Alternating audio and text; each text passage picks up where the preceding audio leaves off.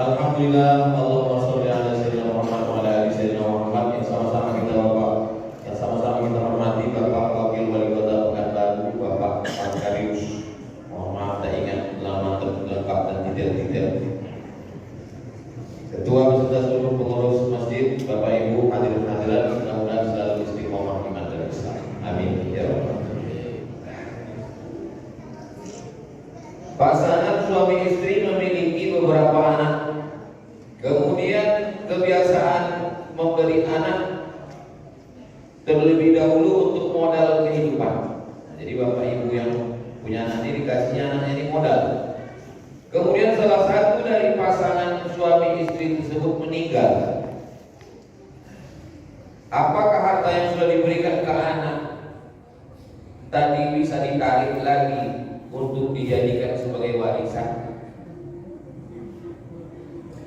La yahillu li muslimin ayyu'til atiyatan. Tidak boleh seorang muslim memberikan suatu pemberian, sesuatu yang dia berikan ke orang lain, summa yurji, kemudian dia minta balik. Tak boleh yang sudah kita kasih itu kita minta balik lagi, tak boleh. Illa kecuali al-walid li waladi, kecuali orang tua kepada anak. Bisa. Ibu ngasih duit ke anak, habis itu minta balik, boleh. Bapak ngasih ke anak, diminta balik, boleh. Hadis riwayat Ahmad bin Hanbal. Tapi ada beberapa yang tak bisa diminta balik. Contoh, Bapak kasih duit 10 juta ke anak. Kemudian duit 10 juta itu dipakai anak itu sebagai mahar nikah. Lalu kemudian ibu marah karena bininya melawan. Maaf potong nikah mana ya kok? Minta balik. Karena sudah jadi mahar nikah. Yang kedua, yang tak bisa diminta balik, Bapak kasih anak duit 5 juta. Datang si anak, dipakainya duit 5 juta itu untuk membayar utang. Lalu kemudian Bapak minta balik, mana dipotong 5 juta? Tak bisa diminta lagi karena sudah dipakai untuk membayar utang. Yang ketiga, di menurut negara, Bapak sama Ibu kasih ke anak itu rukuf. Iko hibah ruku kawam. Kemudian dirubahnya namanya, pergi dia ke BPN Badan Pertanahan Nasional, lalu kemudian dibaliknya namanya. Itu kalau Bapak minta balik ke pengadilan, pengadilan belum tentu mengabulkan, karena tidak semua pendapat fikih bisa dikabulkan oleh pengadilan. Nah, jadi kalau hanya sekedar memberikan saja minta balik boleh. Nah, ini bagi anak-anak yang hadir di sini, kalau ayah yang bagi, hati-hati dimintanya.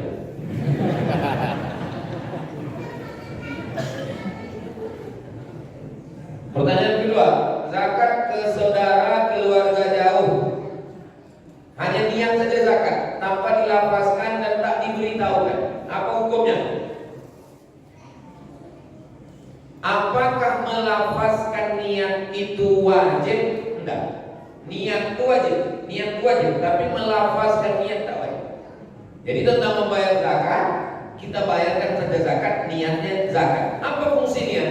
Untuk membedakan antara zakat, wakaf, infak, sedekah, wasiat, hibah, walimah. Karena kalau hanya kita kasih, apa niatnya tak jelas. Innamal a'malu binniyat. Maka niat saya mengasihi ini adalah zakat. Tapi tak kita sebutkan. Dan untuk saudara sebaiknya memang tidak usah disebutkan. Jadi kalau kita punya saudara kita kasih zakat, kasih. Jangan pula saudara, wah nampaknya masuk asal pakai miskin tuh. Sakit. Nah, jadi apa ini zakat? Adapun melafazkan, saya serahkan zakat saya ini kepada Bapak tunai. Lalu yang menerima zakat itu mendoakan. Itu dari ayat Al-Quran. Wa sholli 'alaihim inna sholataka sakanul lahum. Berikan zakat dan yang menerima zakat itu mendoakan barakallahu laka fima ataita wa barakallahu laka fima abqaita wa ja'al laka tahuran. Itu hukumnya sunnah, tidak wajib. Itulah kenapa zakat bisa dibayarkan melalui transfer banking tanpa ada lafaz dan tanpa ada doa. Itu tentang masalah membayarkan zakat. Siapa yang tak boleh kita bayarkan zakat? Anak bini, ayah, emak, mertua. Tak boleh. Tak boleh bapak bayar zakat ke istri. Oh my wife. Iko 5 juta zakat aku bulan iko sekaligus belanja awak. Atau diboleh karena papa lah transfer 3 juta kuliah awak ya sekaligus zakat aku. Tapi kepada saudara, kepada jiran, kepada kawan, maka boleh. Orang tua kalau dia susah, kita kasih nafkah atau kita bayarkan zakat ke dia, ke mertua, tak boleh. Maka selain daripada itu, boleh kita bayarkan zakat. Tidak boleh memberikan zakat kepada orang yang wajib kita nafkah. Tak boleh. Bapak tak boleh zakat ke ibu, tapi ibu boleh berzakat ke bapak. Misalnya ibu orang kaya, memang apanya kaya, omanya kaya, salah jatuh cinta. Lalu kemudian dia sampai Sikos sebentar pakai miskin. Ampun bang, kesalahan aku itu kau satu lah, mencintai. Tapi dia ampun sampai hati, aku kasih zakat 2,5%. Yang hartanya 1 triliun, zakatnya 2,5% berarti 2,5 miliar. Langsung apa jadi wakil?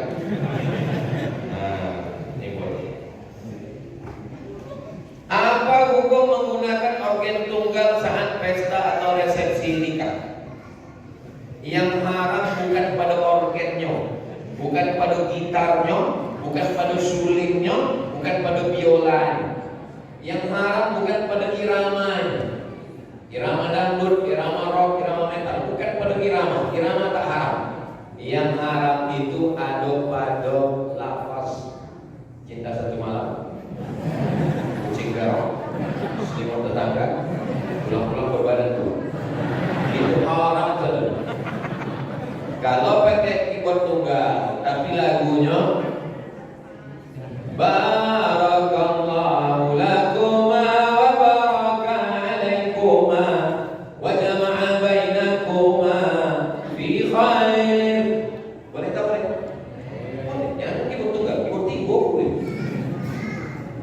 Bukan pada alatnya, bukan pada suaranya, bukan pada iramanya, tapi pada lafaz. Kalau bunyi kalimatnya mengajak pada perbuatan zina, maka lagu itu haram. Tapi kalau bunyinya mengajak berselawat kepada Nabi, maka lafaz. Maka pakai keyboard tunggal tapi lagu-lagunya religi. Pastikan janji lagunya religi. Sebab aku datang beberapa kawan yang bawa nikah adiknya. Bang, tapi abang potong berjanji keyboardnya religi. Itulah, punya religi lagu utama sama lagu terakhir. Lagu yang kau jatuh bangun aku mengajar. Jadi dijanjikan betul bahwa lagunya itu dari awal sampai akhir adalah lagu religi. Bangunan musola yang tak terpakai lagi, kalau dirobohkan, infak dan sedekah jamaah untuk membangun itu apakah masih mengalir atau tidak? Ikon Masjid Nabawi panjangnya 22 meter. Dari topeng Nabi khutbah mimbar Nabi ke dinding kamar Nabi 22 meter. Ke belakangnya 15 meter. Bangunan asli Masjid Nabawi. Datang Utsman bin Affan, Nabi, Abu Bakar, Umar, Utsman. Datang Utsman direhab. Waktu direhab dinding atapnya jamaah komplain. Wahai Utsman, macam mana wakaf kami dinding kami untuk kami tiang kami? Datang Utsman bin Affan radhiyallahu anhu membacakan hadis Nabi, man bana masjidan banallahu lahu baitan fil jannah. Siapa yang ikut membangun masjid, maka Allah sudah membangunkan untuknya satu tempat di surga. Dengan dibacakan hadis itu maka tenanglah jamaah. Jadi bapak ibu potong yang menyumbang keramik, bukunya keramiknya dibuka, jangan khawatir. Sudah dibangunkan tempat di surga. Kalau ingin masuk, mati dulu. Dan sebelum mati amalnya tetap mengalir. Jadi kalau ada pembangunan di zona lain, zona itu lah harus kan. Zona lain, misalnya ibu menyumbang keramik, ibu mau sumbang keramik, tidak perlu dikawal, mana boleh keramik.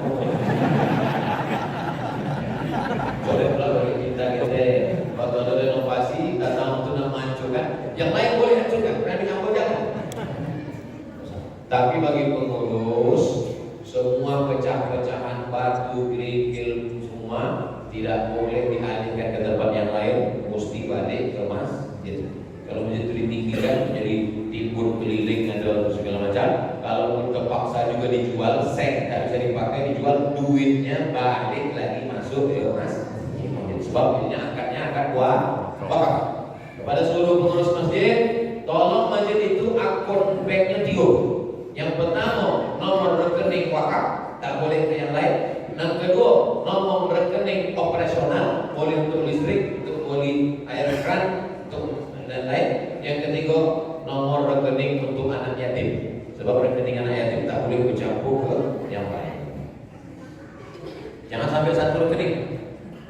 Kok kami dari Yayasan Tabung Wakaf Umat kok, Ustaz Allah, memang rekening kok masalah rekening halus. Jangan sampai Ustaz berceramah, Bapak Ibu nanti kita hisapnya lama di akhirat. Polisi, tentara, kepala dinas, kepala kantor. Bagi kota jangan sopi adu. Sudah tahu sudah awal sopi awal mati. Pas di akhirat, bukan sama kepala dinas. Kita kepala dinas, harus kita kasih ikut. Sama itulah titik salah masjid kota. Waktu itu hati-hati. Mengapa Allah berselawat kepada Nabi Muhammad? Komentar-komentar sana. Selawat ketiga. Innallaha wa malaikatahu yusholluna 'alan nabi. Allah berselawat, malaikat berselawat. Ya ayyuhalladzina amanu shallu 'alaihi. Selawat apa? Selawat malaikat, selawat Allah. Apa arti selawat Allah? Allah mencurahkan rahmatnya untuk Nabi Muhammad. Apa arti selawat malaikat? Malaikat memintakan rahmat dan ridhonya untuk Nabi Muhammad. Apa arti selawat Allah? Datang sahabat, ya Rasulullah, macam mana selawat kami? Allahumma sholli ala sayyidina Muhammad wa ala ali sayyidina Muhammad. Jadi, bukan Allah mengucap Allahumma sholli ala sayyidina Muhammad. Kalau Allah mengucap Allahumma sholli ala Muhammad, siapa pula Allahnya? Mau ulang sekali lagi.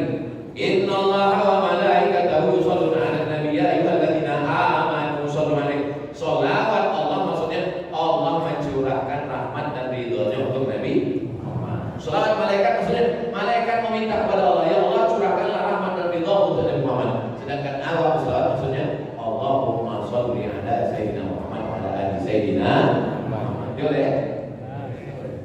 Kalau namanya beda jauhnya berarti belum makan siang. Kami lah makan bubuk champion. Terima kasih ibu, mantap masakannya. Ya. Bagaimana kita merasakan bahwa sholat kita itu diterima Allah? Allah merahasiakan tak ada yang tahu siapa dapat malam Lailatul Qadar. Allah merahasiakan tak ada yang tahu siapa dapat taubat nasuha. Allah merahasiakan tidak tahu siapa dapat haji mabrur. Supaya apa? Supaya kita senantiasa khauf, takut, dan kita senantiasa wajah selalu berharap. Jadi apa tandanya ada? Tanda amal kita itu diterima ada perubahan. Sebelum sembahyang ngamuk-ngamuk, sesudah sembahyang makin mengamuk. Sebelum sembahyang maulid bakhil, bin menit, bin kikir, bin kedekut. Sesudah sembahyang alhamdulillah Pak Ustaz, laki yang bos sesudah sembahyang dengan ceramah Ustaz ini baik.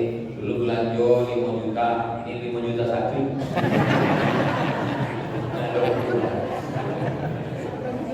Ada berubah. Dulu suami yang bokong ngamuk-ngamuk, marah. Ini alhamdulillah Pak Ustaz dia mati, kenapa? Stroke. Mudah-mudahan yang sakit sehat.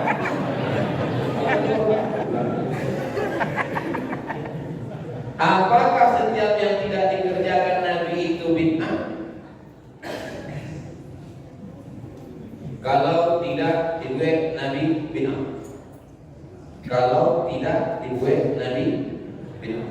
Kalau tidak dibuat Nabi bid'ah. Kaidah iko dipakai. Oke.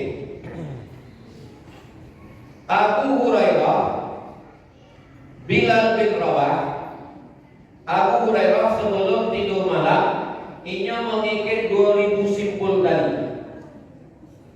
Sesudah dikir 2000 simpul tali, setiap malamnya bertasbih 2000 kali. Subhanallah, subhanallah, subhanallah. Sekarang bertanya, pernahkah dibuat Nabi? Jadi kalau begitu Abu Hurairah masuk neraka. Nah, aku masuk neraka gara-gara kaidah kan? Imam Ahmad bin Hanbal punya anak laki-laki namanya Abdullah. Ditanya orang, anak Abdullah bin Ahmad bin Hanbal, paham anak Abdullah, anak Ahmad bin Hanbal? Iya, aku Abdullah anak Ahmad bin Hanbal. Imam Ahmad bin Hanbal, Imam Hanbal di masa tengkompet. Imam Hanbal itu sembahyangnya berapa rakaat? Sehari semalam. Salah sami rakaat, 300 rakaat. Sekarang buat tanya, ada Nabi membuat sembahyang 300 rakaat? Berarti lah bapak masuk neraka. Gara-gara kaidah. Tiga. Imam Ahmad bin Hanbal membacakan doa dalam sembahyang, Rabbil firli wal walidayya wa li Muhammad bin Idris Asy-Syafi'i sampai 10 tahun. Ya Allah, ampunkan aku, ampunkan nama ayahku dan ampunkan Imam Syafi'i. Pertanyaan, pernah dibaca Nabi doa itu sembahyang? Tidak. Berarti lah bapak masuk neraka.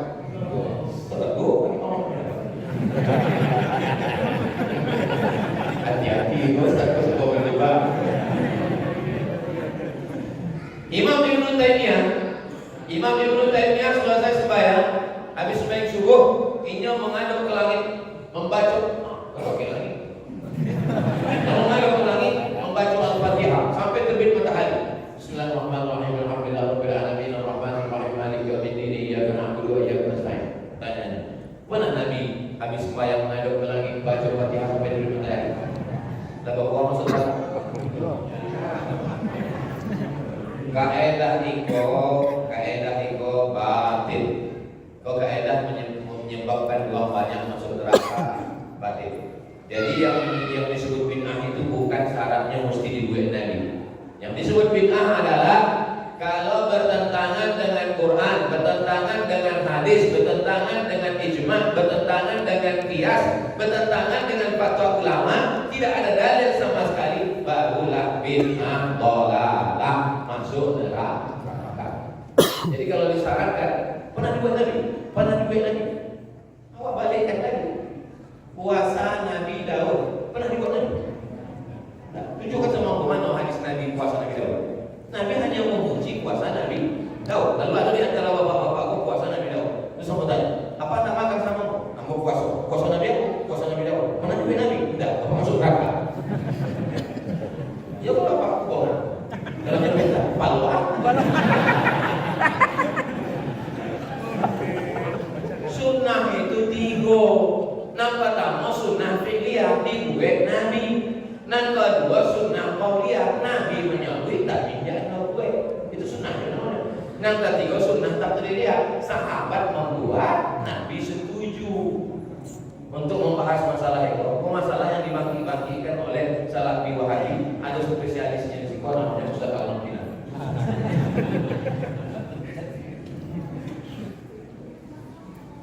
Ustaz, apakah sampai doa suami kepada istri yang sudah meninggal? Ikut dengan yang bertanya bini ibu. Jangan disinggung.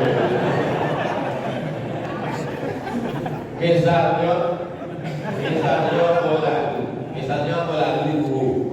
Aku lalu dikubur dalam harapan raya atau kesempatan, kan? Lalu aku ucapkan salam. Assalamualaikum ya ala kubur wa inna insyaallah bikum lahiqun yarhamullahu mustaqimina wal mustakhirin nasallallahu lana wa lakumul afiyah. Pertanyaannya, apakah doa anda itu sampai pada ruangan dikubur? Sampai mana sampai? Sampai. Kalau doa anda sampai kepada ruang dikubur, apalagi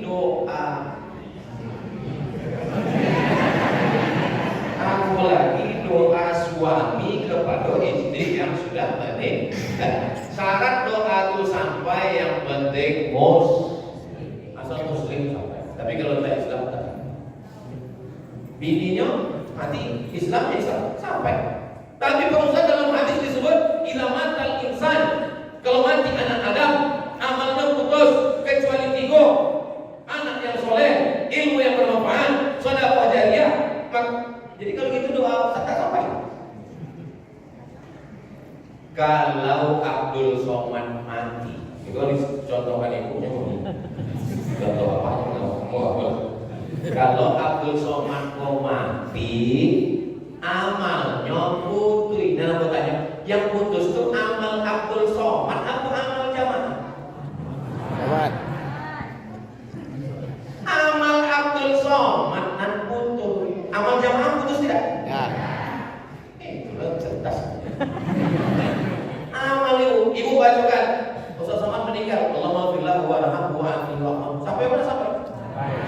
Baik. Jadi makna hadis di zaman Ibnu Adam itu maksudnya amal yang mati itu putih. Bukan mati itu amalnya putih. Amal lambo putih kecuali tiga. Ada amal lambo dan dulu tiga mengalir. Yang pertama, aku bersedekah untuk masjid. Baik. Aku mengajar ilmu aku diamalkan jamaah. Dan ketiga, ini yang jadi masalah, amal anak. Anak aku itu kan amal aku kan? Apa maksudnya amal anak Ustaz itu amal? Kalau bini yang mau cuma buat tengok, bisa hamilnya.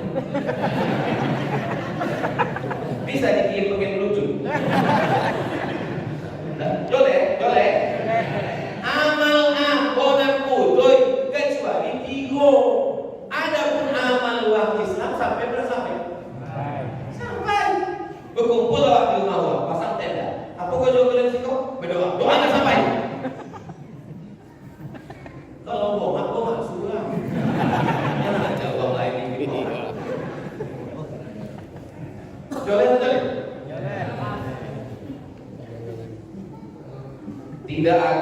Allah tidak akan membebani seorang melainkan sesuai dengan kemampuannya. Joleh itu la yukallifullahu nafsan illa wus'aha. Kenapa masih ada orang gila? Aku waswasnya selama ceramah. Ini bisa dikonon paling poin. Aku yang nanya selawat Allah, aku yang nanya orang gila. Kenapa ada orang gila stres, depresi dan sampai bunuh diri karena tak sanggup lagi menjalani kehidupan ini? Pertanyaannya kenapa dia gila?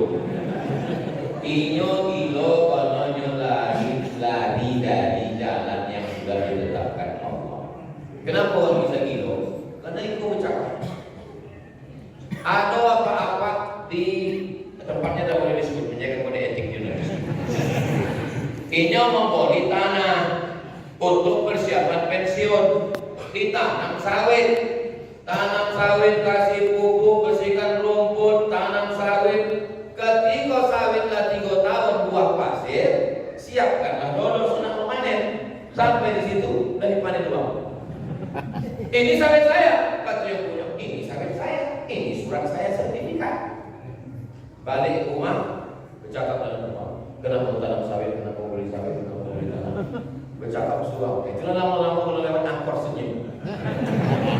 Pertama bercakap suang, lama-lama bercakap sama supir, sama bercakap sama motor. Tapi kalau copek balik ke agama, tidak akan gitu. La yukallifullahu nafsan illa wus'aha. Cuma makanya tidak jadi gilo. Anaknya kuliah di Unri. Nyobain ke rumah sakit, dokternya bawa meninggal. Dokter dari Semarang, Jalan Ahmad Yani. Sampai ke dokter dibawain ke UB, dimakan OB, lolos. Begitu habis dosis sejak boleh kenapa tanam sawit. Makan lagi. Akhirnya anaknya membawa ke pengajian Ustaz Somad di Akromun Nas Unri Sabtu subuh. Kamu PKW mengajar situ. 2009, 2010 boleh. Habis itu pindah ke Al-Falah 3 boleh, 4 boleh. Setelah itu ke Anwar 5 boleh, 6 boleh. Setelah itu aku viral keliling dunia. Datanglah Pak Eko setiap Sabtu subuh mendengarkan pengajian. Sesudah itulah aku sehat Pak Ustaz. Jadi kalau orang ikut ajaran Islam bersyariat, sholat, zakat, puasa, haji, ikut jalur Allah, maka insya Allah segala ikhtiarnya cukup, maka dia la yukallifullahu nafsan illa wus'aha. Tapi kalau gilonya bukan karena sebab, tapi karena gen, ada gilo bukan karena gen, karena keturunan. Gilo ayatnya kilo maknya, anaknya kilo bener. Maka itu sudah takdir. Allah sudah menetapkan. Orang yang gila kalau gitu Allah tidak adil. Orang gila tiga yang tidak dinilai aman. Pertama, anim naim hatta yastayqiz, orang tidur sampai bangun. Yang kedua, anil sabi hatta yahtalim, anak kecil sampai akil balik. Yang keempat, anil majnun, orang gila sampai sembuh. Orang gila di akhirat tidak lagi dihitung amal, langsung masuk ke dalam surga. Ingin langsung masuk ke dalam surga?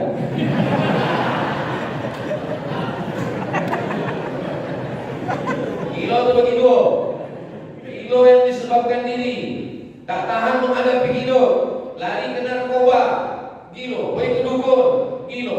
Tapi kalau dia lari ke jalan Allah, berzikir, ikut tarekat, ikut mursyid, ikut beramal, puasa sunnah, insya Allah sehat. Mana buktinya sehat? Kalau tak sehat, tak akan tahu gak Masaji kilometer 11. Kalau tak bisa disehatkan orang kilometer 11. Cuma jadi masalah sesudah sehat, penyundangan, menyanyinya di acara pesta, lagunya aku masih seperti yang dulu. Itu nama kepulauan. Ini lagu kok jangan dinyanyikan. Mohon doanya agar anak-anak kami melimpah ilmu sebagai orang yang dimuliakan. Jika kita menuntut ilmu tanpa guru, maka gurunya setan. Kalau kami berguru dengan Ustaz Abdul Somad, apakah bisa? Sedangkan kami tak ada baiatnya. Ajar cukup jami' amarwiyati wa mu'allafati wa muhadharati wa ahadisi.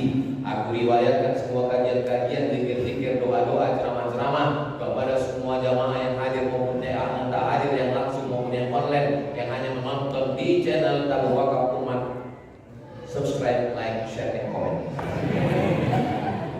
Maka semua yang sampaikan ini diijazahkan kepada jamaah. Kita punya hubungan hati, baik langsung maupun tak langsung, baik menonton di YouTube, kita amalkan. Siapapun guru-guru awak yang di medsos, yakinkan guru itu sifatnya tiga. Pertama, akidahnya ahlus sunnah wal wujud, tidak baqa mukhalafatu lil hawadisi, qiyamuhu binafsihi wahdaniyan qudrat iradatil hayat. Sama pasal kalam akidah. Yang kedua, fikihnya bermazhab. Kita di Indonesia pakai mazhab Syafi'i. Yang ketiga, akhlaknya berakhlakul karimah, mengikut Al-Quran dan Sunnah yang dituliskan oleh Imam Abu Hamid Al-Ghazali dalam kitab Ihya Ulumuddin. Mudah-mudahan kita terjaga dalam akidah Ahlussunnah wal Jamaah. Amin ya rabbal alamin. Al-Hazini Al-Fatihah. A'udzubillahi minasyaitonir rajim. Bismillahirrahmanirrahim. Alhamdulillahirabbil alamin. Arrahmanir rahim. Maliki yaumiddin. Iyyaka na'budu wa iyyaka nasta'in. Ihdinas siratal mustaqim, siratal ladzina an'amta 'alaihim ghairil maghdubi 'alaihim waladdallin. Amin. Allahumma shalli ala sayyidina Muhammad wa ala ali sayyidina Muhammad. La tad'a lana dhanban illa ghafarta. Pulang kami dari majelis ini bersih dari dosa-dosa. Wala dainan illa qadaita. Lepaskan kami dari hutang-piutang riba. Wala maridun illa syafaita. Jamaah kami yang sakit, angkat penyakitnya, sehatkan ya Allah. Wala mumtahinan illa najahta. Anak-anak kami yang ujian luluskan dengan nilai yang terbaik. Wala aziban illa zawajta. Yang belum menikah jumpakan dengan jodoh yang soleh dan solihah. Wala rahiman illa anjabta. Yang belum ada keturunan berikan anak soleh solihah penghafal Quran mujahid fisabilillah. Allahumma aslih ulata umurina. Pemimpin kami Bapak Wakil Wali Kota Pekanbaru, jadikan beliau pemimpin yang adil dan amanah. Allahumma sahih ajsadana, sehatkan badan kami. Wa qawi imanana, kuatkan iman kami. Wa ja'alna minar rasyidin, jadikan kami orang yang lurus, berpikir lurus, berkata lurus, berhati lurus, bercakap lurus, beramal lurus ya Allah. Allahumma khtim lana bi husnil khatimah wa la takhtim alaina bi su'il khatimah. Wa naghfir lana dzunubana wa liwalidayna warhamhuma kama rabbayana shaghira. Sallallahu ala sayyidina Muhammad wa ala alihi wa sahbihi wa sallam. Walhamdulillahi rabbil alamin.